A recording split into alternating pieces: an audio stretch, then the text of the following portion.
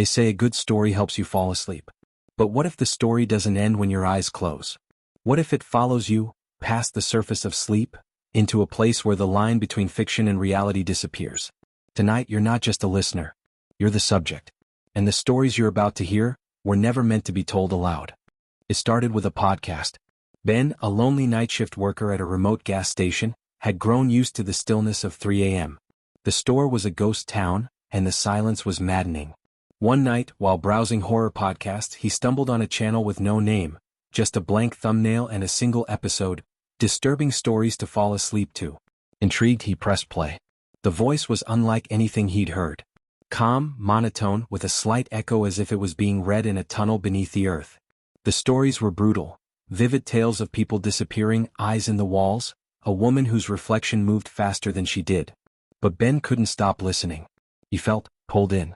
And for the first time in months he fell asleep at work. When he woke up, things were different.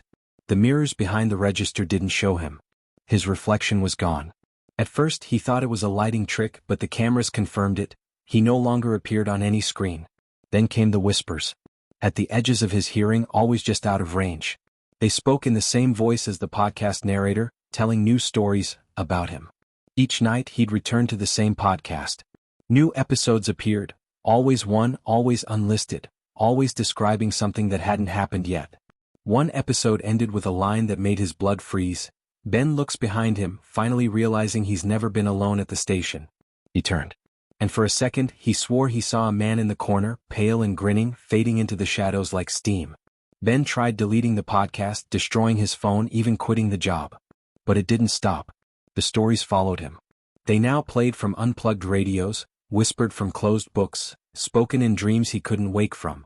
Ben was found weeks later, asleep in the stockroom, eyes open, lips moving without sound. No phone. No podcast. Just a scrawled message on the wall behind him. If you're listening to this story, you're already in it. So go ahead, press play. Close your eyes. Drift off to sleep. Just remember, some stories don't end when the episode does. They begin when you doze off.